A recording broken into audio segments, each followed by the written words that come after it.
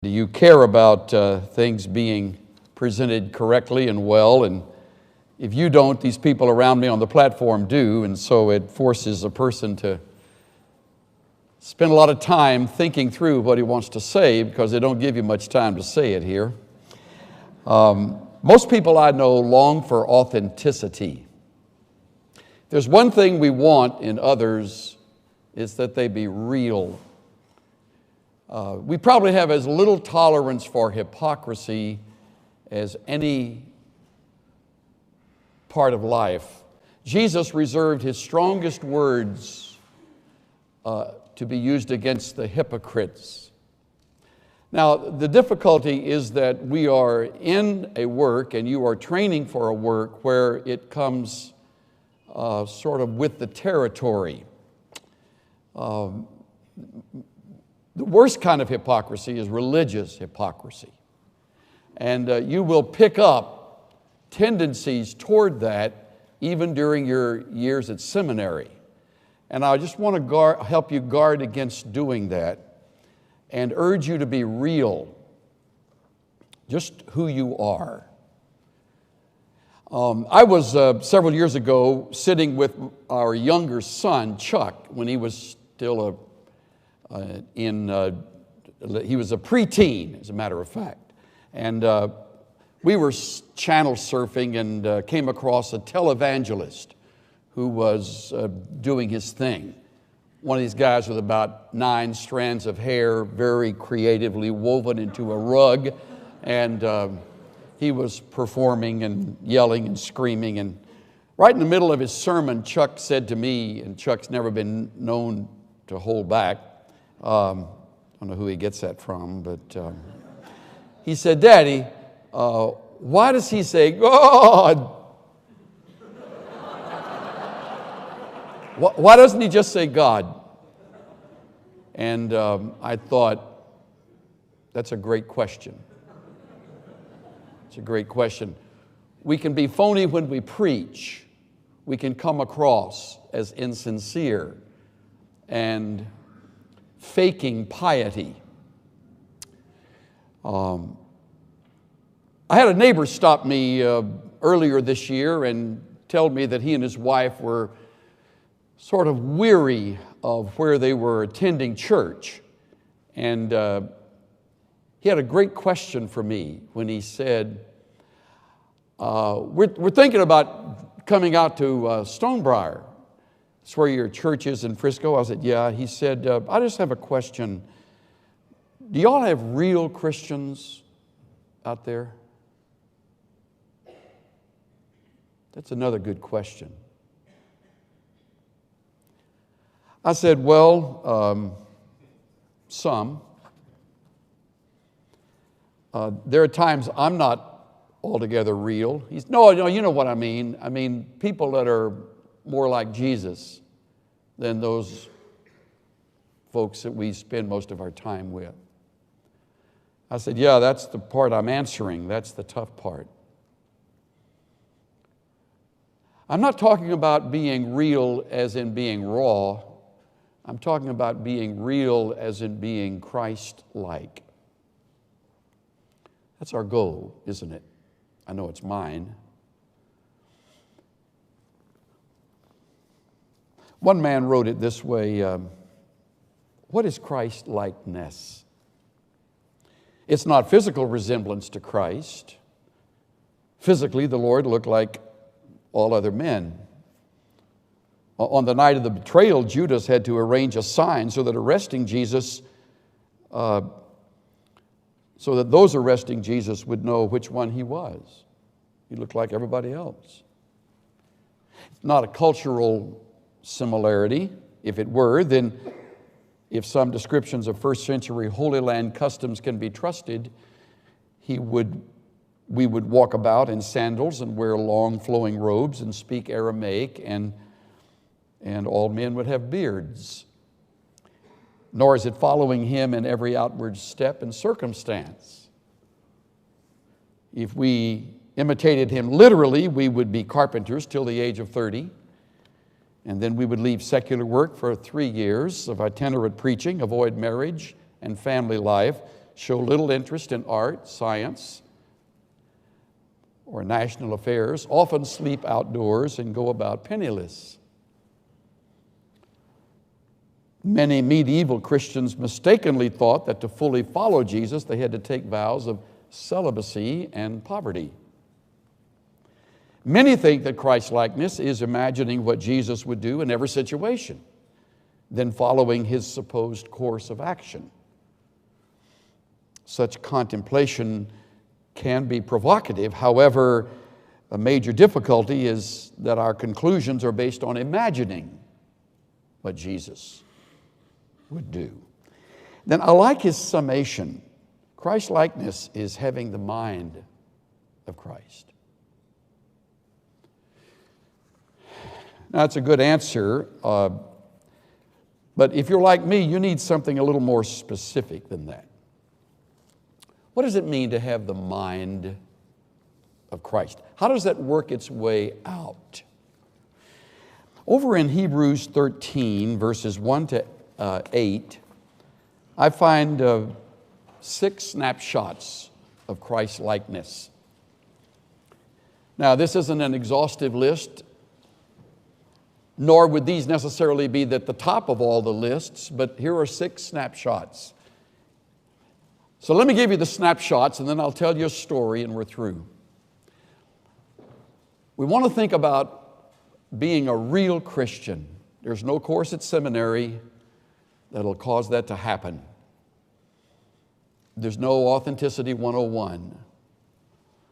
There's nothing in your past that will automatically cause you to come out real.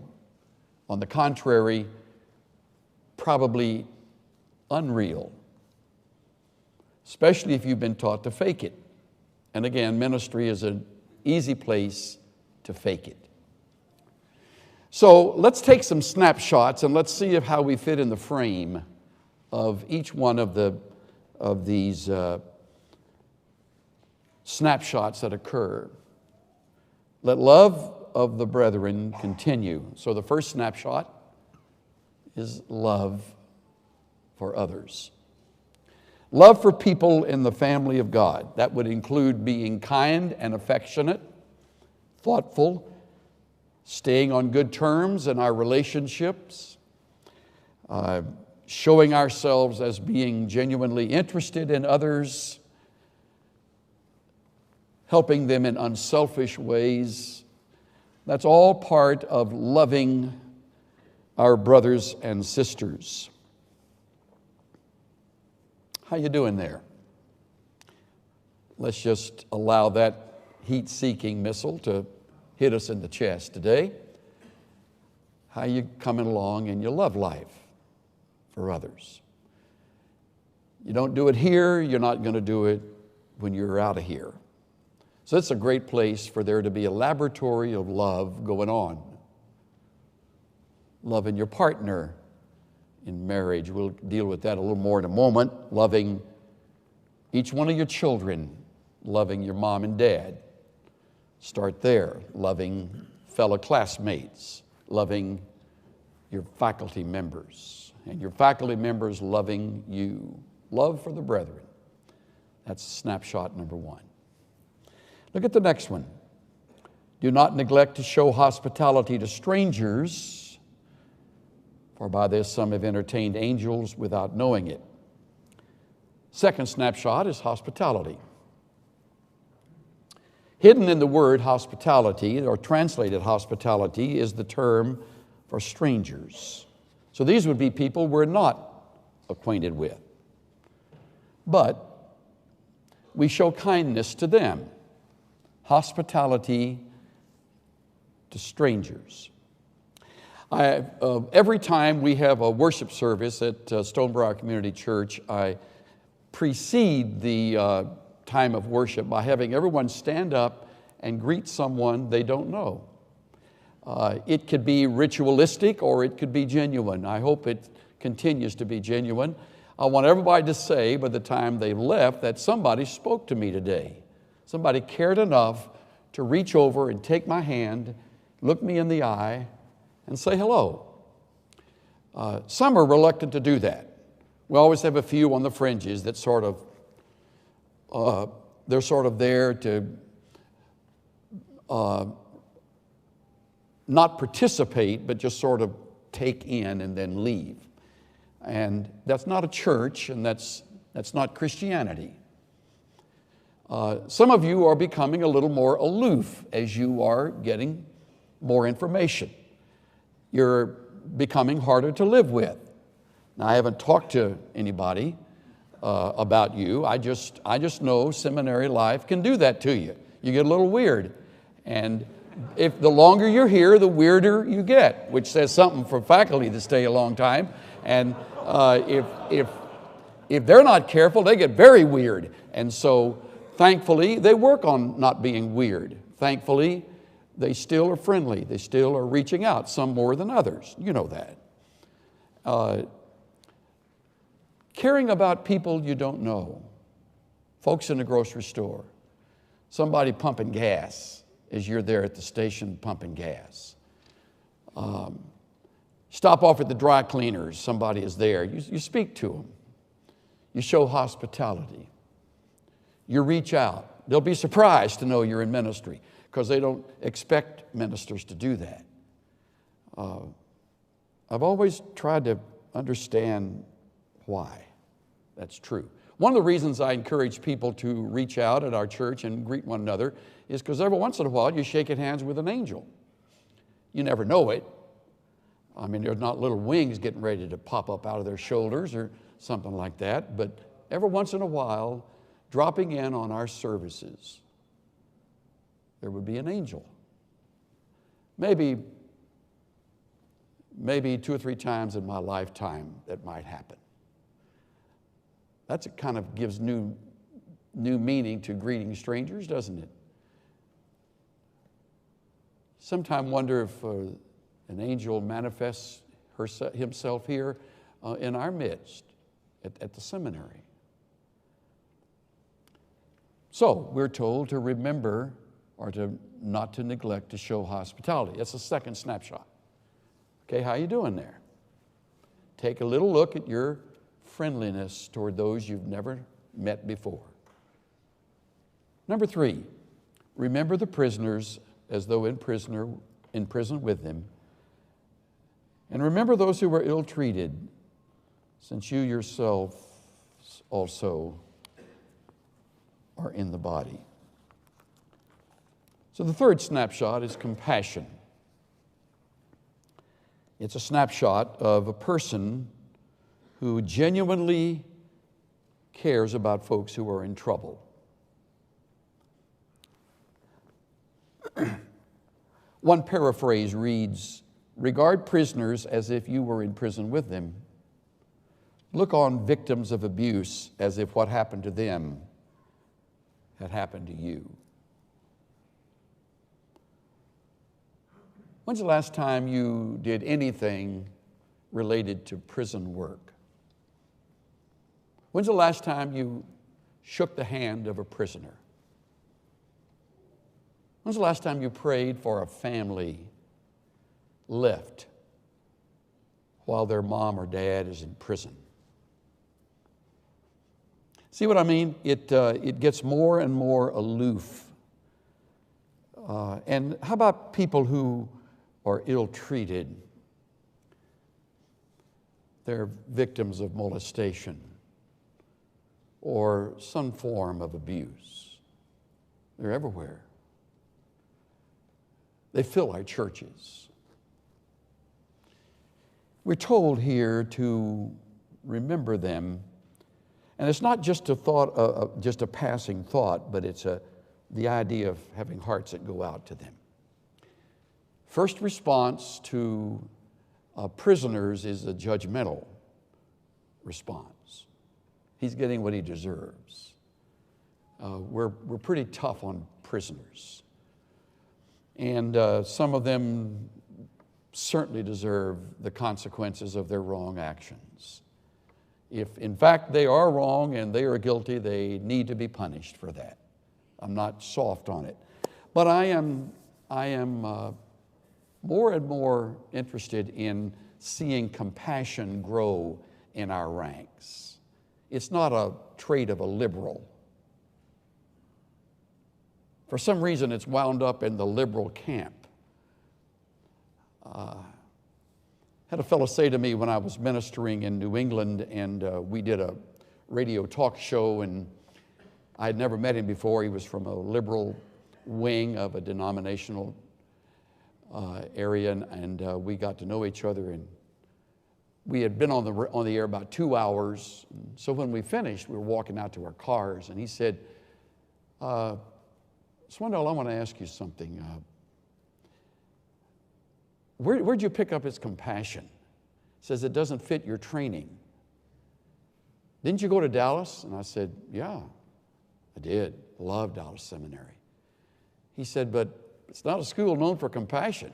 I said, have you ever been there? And he said, no, which that's always the answer. You know, I've never been there, but I know all about it. And yet it kind of stung because I had to wonder if he's right. How come we're not known for compassion here?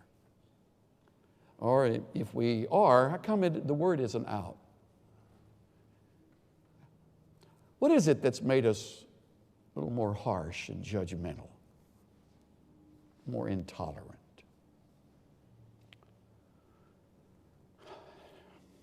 Convicting, isn't it? I feel conviction when I share these thoughts with you. Compassion is probably a few character traits more like Christ than compassion. Verse 4. Let's use the word purity. We're taking snapshots here. Marriage is to be held in honor among all, and the marriage bed is to be undefiled. For fornicators and adulterers, God will judge. This is a snapshot of marital fidelity and sexual purity. Has in mind being faithful to our vows, and until vows are made at an altar, remaining pure sexually. So purity is in mind, and it is another command that we hold marriage in honor. It's not complicated, it's not confusing. It's written to those who will be known as real Christians, or wish to be known as that. Verses 5 and 6 have to do with contentment. Make sure that your character is free from the love of money, being content with what you have. For he himself has said, I will never desert you, nor will I ever forsake you. So that we may confidently say, the Lord is my helper, I will not be afraid. What will man do to me? In other words, being truly satisfied and comfortable with your current lifestyle, free of the obsession to get more, courageous enough to swim against the stream of materialism, comfortable and satisfied, knowing that you are in the midst of the work of God and that financial gain will most likely not come your way. Contentment. I think that's part of what my neighbor had in mind when he told me.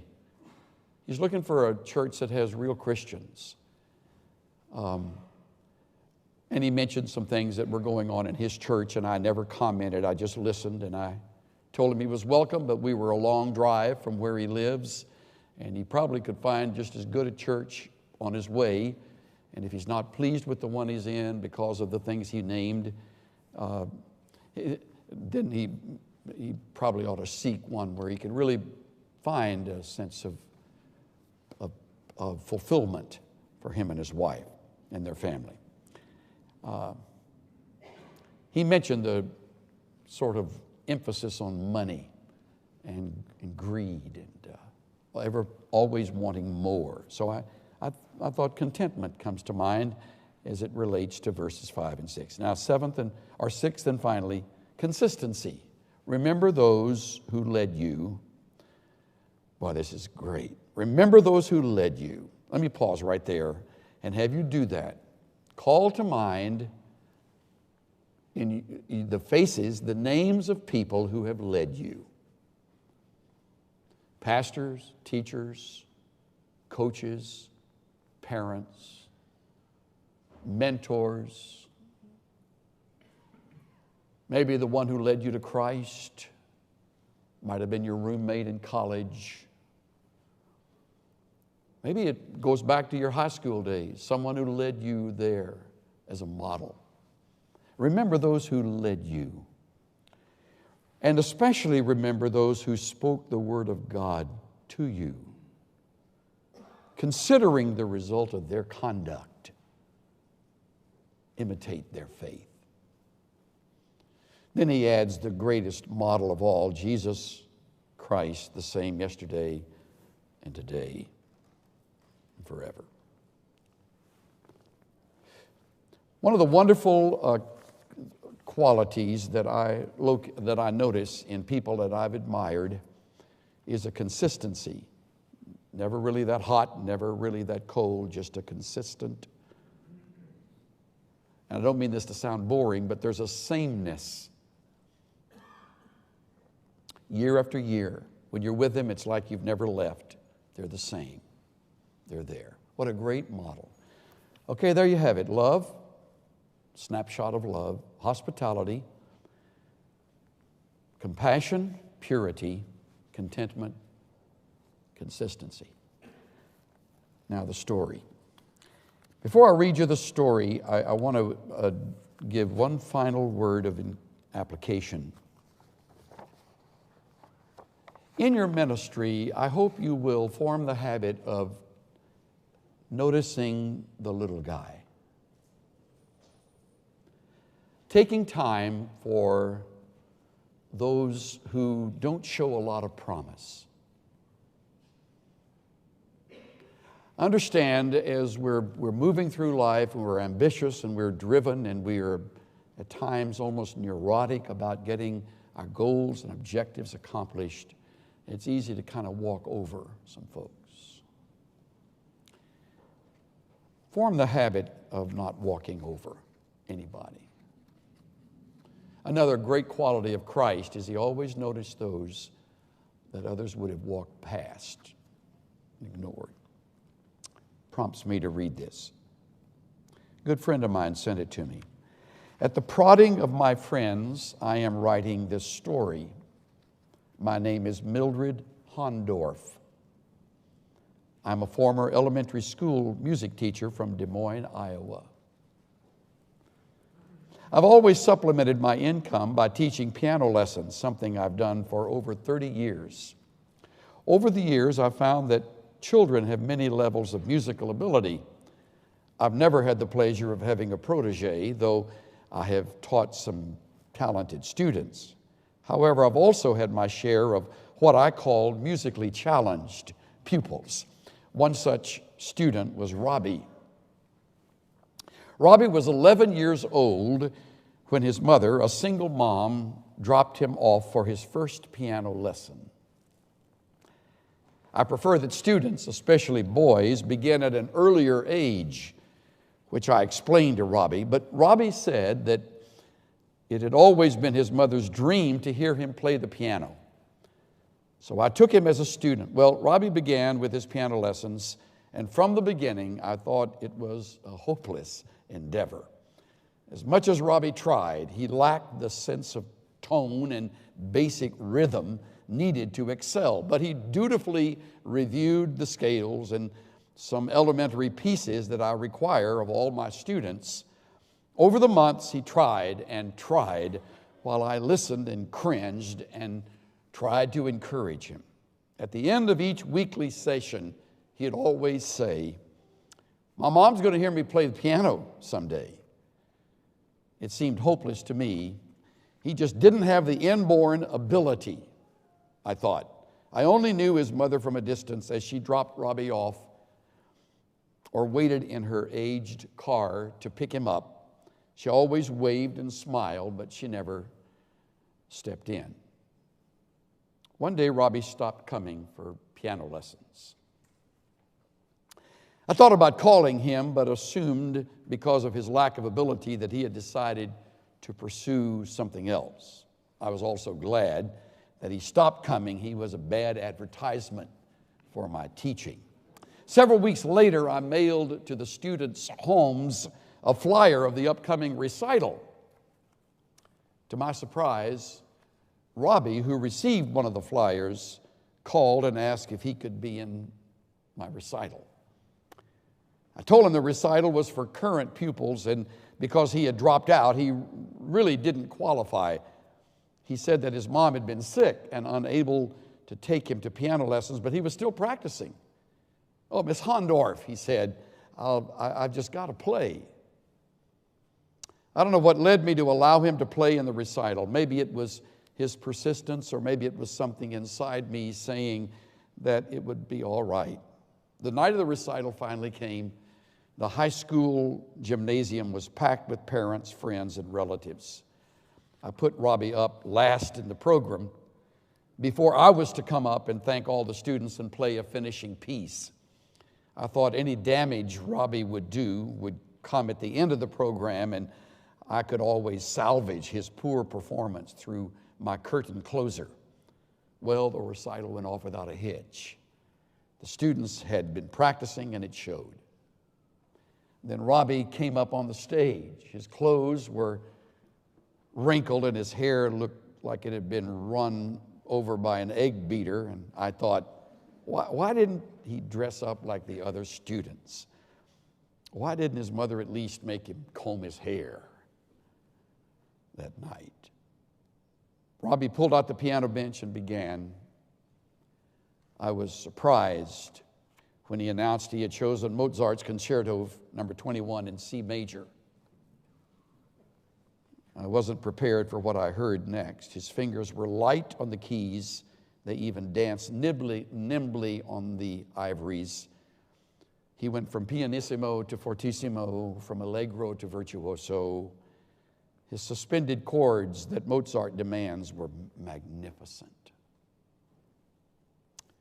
Never had I heard Mozart played so well by someone that age. After 6.5 minutes, he ended in a grand crescendo, and everyone was on his or her feet in wild applause. Overcome and in tears, I ran up on the stage and put my arms around Robbie in joy. "I've never heard you play like that, Robbie. How'd you do it?" He stepped over to the microphone and explained, "Well, Miss Hondorf, you remember I told you my mom was sick. Actually, she had cancer. She passed away this morning. And well, she was born deaf, so tonight was the first time she ever heard me play. I wanted to make it special." There wasn't a dry eye in the house that evening. As the people from social services led Robbie from the stage to be placed into foster care, I noticed even their eyes were red and puffy. And I thought to myself how much richer my life had been for taking in Robbie as a pupil. No, I never had a protege, but that night I became a protege of Robbie's. He was the teacher and I was the pupil. It is he who taught me the meaning of perseverance and love and believing in yourself and maybe even taking a chance on someone and you don't know why. This is especially meaningful to me today since after serving in Desert Storm, Robbie was killed in a senseless bombing of the Alfred P. Murrah Federal Building in Oklahoma City, April of 1995, where he was reportedly playing the piano.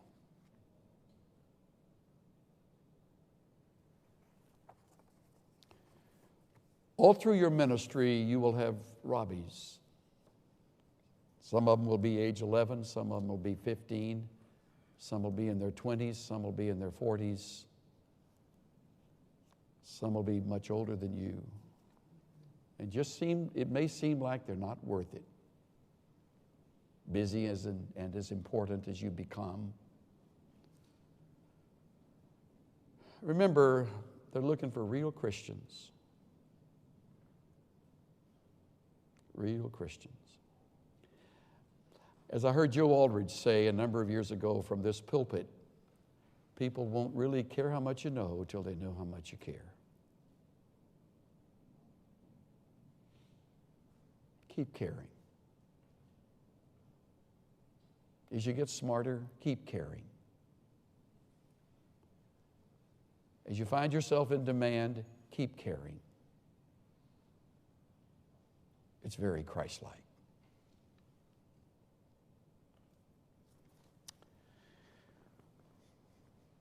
Thank you, Father, for the reproofs that come when we just pause and take time to think a little deeper.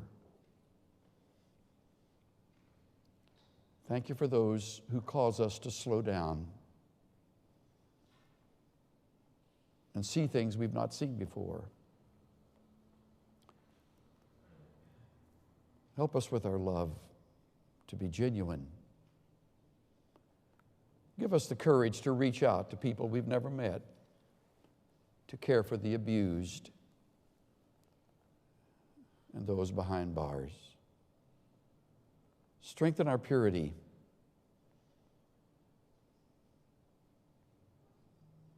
Keep us contented in your Son, Jesus, and in the calling He has placed in our lives.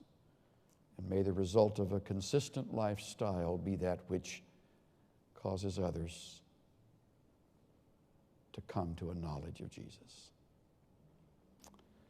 I pray for each person here, each precious life, each treasure, being prepared for your work, that you'd help each one to become increasingly more like Christ.